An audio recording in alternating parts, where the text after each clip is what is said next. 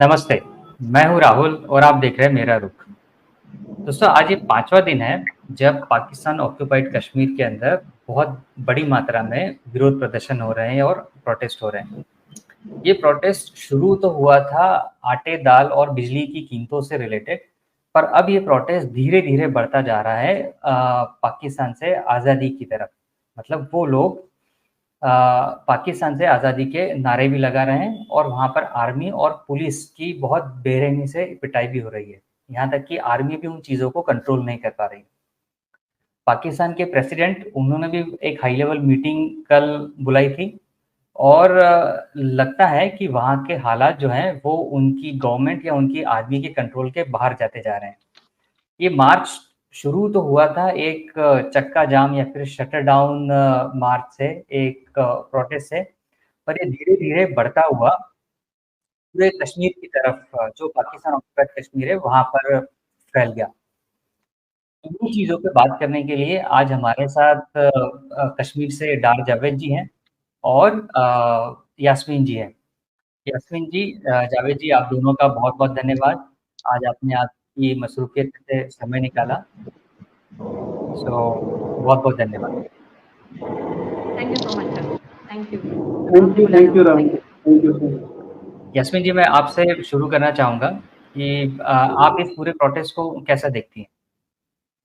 मुझे लगा सर आप डार जावेद साहब से शुरू करेंगे क्योंकि वो चूँकि कश्मीर से ताल्लुक़ रखते हैं, तो इस वक़्त कश्मीर तो काफ़ी हाइलाइट है। चाहे वो भारत में देखें तो इलेक्शन हो रहे हैं और पड़ोस में देखें तो पाकिस्तान ऑक्यूपाइड जम्मू कश्मीर जो है वो अपनी अगर बदतरीन अगर मैं हालात की आपको वजह से अगर मैं आपको जी। रोकूँ तो इको हो रहा है। अच्छा, मेरा आवाज़ में इको हो रहा है? हाँ। अच्छा, तो फिर व्हाट टू डू? मैं रीजॉइन करूँ?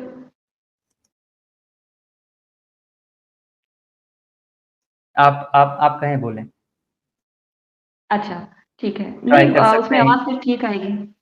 हाँ जी, ट्राई कर सकते इस हैं रीजॉइन। अच्छा ठीक है, फिर मैं इसको दोबारा से जॉइन करती हूँ, ठीक है? जी।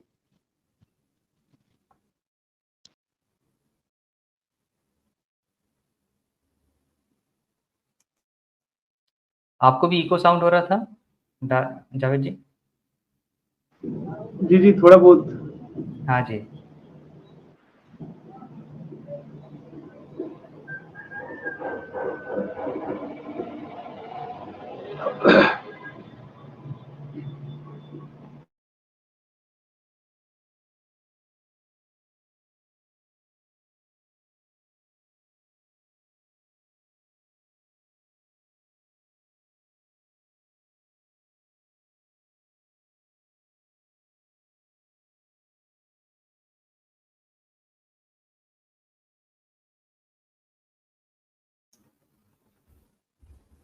जावेद जी, कल कश्मीर में भी वोटिंग थी, तो थोड़ा-सा आप अगर उस हवाले से कुछ चीज़ें बता पाएँ, जब तक यास्मीन जी जॉइन कर रहे हैं तब तक।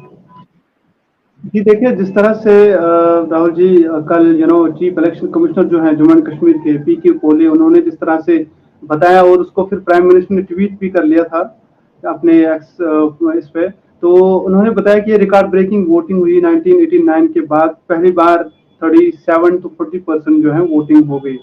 तो जी, जी। काफ़ी वो चीज़ें अभी मेरा आवाज़ मुझे चेक लगता है कीजिएगा। कि एक अच्छा रुझान था लोगों का, जिस तरह से हमने देखा कि एक्स के लीडर जो भी हैं, उन्होंने भी वोट डाला और काफ़ी उस तरह की न्यूज़ें भी सामने आई कि हमने भी देखा कि पोलिंग बूथ्स पे for the first of its kind first time हमने पुलवामा में लोगों का बहुत लॉन्ग क्यू देखा और नेशनल मीडिया ने भी उसको कवर किया कि किस तरह से फर्स्ट टाइम लोग जो है सामने आ रहे हैं वोटिंग के लिए। और अच्छी बात ये भी रही कि जो यहाँ के दो मेन पॉलिटिकल पार्टीज है, नेशनल कॉन्फ्रेंस और पीडीपी, उन दोनों के जो कंटेस्टिंग कैंडिडेट्स थे श्रीनगर पार्लियामेंट से, वही पर्रा की बात करें पीडीपी से या नेशनल कॉन्फ्रेंस से जो आगा रुहुल्ला जो शिया कम्युनिटी से बिलोंग करते हैं, उन दोनों ने लोगों को भरपूर अपील की थी, रिक्वेस्ट की थी कि आप सब निकलें और वोट डालें। तो वो शायद बहुत पहली बार, क्योंकि लोगों को 10-15 सालों के बाद फर्स्ट टाइम 2019 बाद फर्स्ट टाइम वोट डालने का मौका मिला, तो बढ़ चढ़कर लोगों ने वोट डाला। हाँ, शरह कुछ कम ही रही, लेकिन जो पहले पास्ट के मध्य मुकाबले में काफी अच्छी रही। और जिस तरह से चीफ इलेक्शन कमिश्नर ने बोला कि ये फर्स्ट टाइम इस तरह की वोटिंग जो है श्रीनगर पार्लियामेंट से हुई, जहां पर लोग पहले 10-15-20 वोट डालते थे, उस ब्लॉक में अब आपने देखा कि हजारों की तादाद में लोगों ने वोट डाले। तो अच्छी बात है, डेमोक्रेटिक प्रोसेस को, डेमोक्रेसी को स्ट्रॉन्ग करने के लिए सबसे अच्छी बात है। राइट, आई एम श्योर ये चीज़ें आने वाले समय में और इम्प्रूव होगी। जी यास्मीन जी, आप कह रहे थे, आप कंटिन्यू कर सकते हैं। जी, पहले आप मेरी आवाज़ चेक कर लें, अगर कोई मसला ना हाँ हो तो जी, फिर मैं बराबर, कंटिन्यू करूँ? बराबर। अभी ठीक है? जी, मैं जी, यही बराबर। चाहती थी कि पहले आप डॉक्टर जावेद साहब से ही शुरू करें, क्योंकि इस वक़्त कश्मीर जो है वो काफ़ी हाइलाइट है। बिल्कुल, और मैंने ये बोला भी चलिए कि एक तरफ जावेद इलेक्शन जी, है तो दूसरी तरफ जी। राइट।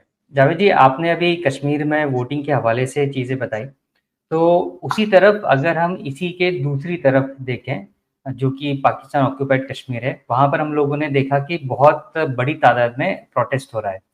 तो इन चीज़ों को आप कैसे देखते हैं? या आपका एनालिसिस इसमें क्या है?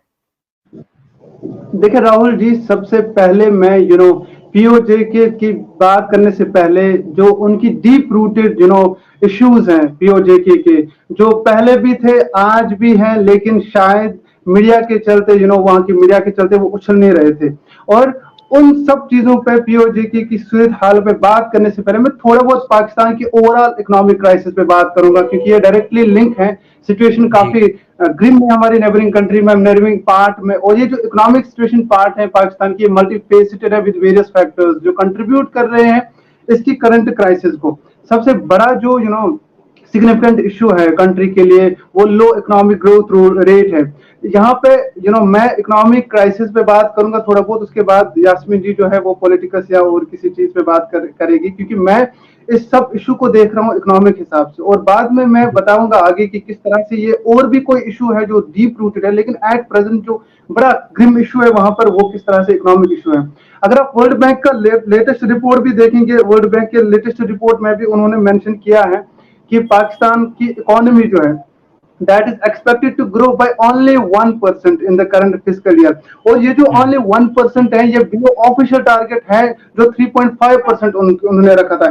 ये जो स्लगिश ग्रोथ रेट है ये इनसफिशिएंट है कि ये वहां के लोगों के हालात, नीड्स ऑफ पॉपुलेशन को मीट करे और क्रिएट करे meaningful employment opportunities. Number one.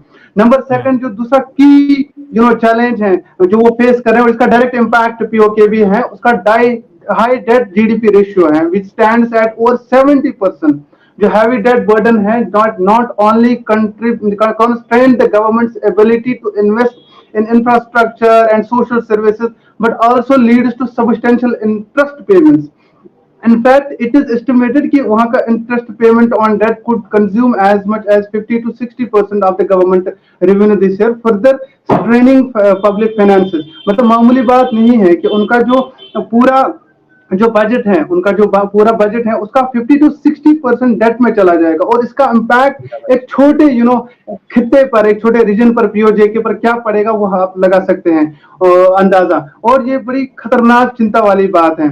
और इसके चलते जो है इंटरनेशनल मॉनेटरी फंड का अगर आप रिपोर्ट देखेंगे आईएमएफ का, उनका रिसेंट रिपोर्ट बड़ा खतरनाक रिपोर्ट है लास्ट मंथ जो उन्होंने किया। उन्होंने अर्ज किया है पाकिस्तान को to levy taxes on pensioners as part of its efforts to increase revenue and address fiscal deficits।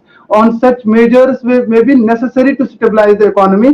They also come with social and political implications जो आप आगे बताऊंगा। और इसी social and political implications को अगर आप स्टडी करेंगे, जो टैक्सेस को हैवी लिवाई कर रहे हैं वो also leads to protests in PoJ के पूरे पाकिस्तान में प्रोटेस्ट होंगे आने वाले दिनों में, लेकिन इन्फ्लेशन सबसे ज्यादा हाई होगा पीओजे के में, क्योंकि पीओजे के में 39 प्रोजेक्ट जो है इलेक्ट्रिसिटी के वो गवर्नमेंट ऑफ पाकिस्तान खुद ही रन कर रहा है और पीओजे को नहीं दे रहा है। उसमें से कुछ उन पे ऑलरेडी ले रहा है टैक्सेस, हैवी टैक्सेस ऑलरेडी लगा रहा है, अब फिर से टैक्सेस लगेगा। अब वहां पे जो पेंशनर्स हैं, गवर्नमेंट एम्प्लॉइज हैं, रिटायर्ड हैं, उनसे भी टैक्सेस लेगा। तो it is characterized by low growth, high debt, physical challenges और सोशल अनरेस्ट हो रहा है वहां पर। और ये सिर्फ पीओजे की, मैं जिस तरह मैंने बताया, ये धीरे धीरे बाकी हिस्सों में भी, गिलगित बल्तिस्तान में भी हमने देखा, अब रावलपिंडी में भी होगा, अब बहुत सारे शहरों में ये जो है फैल रहा है।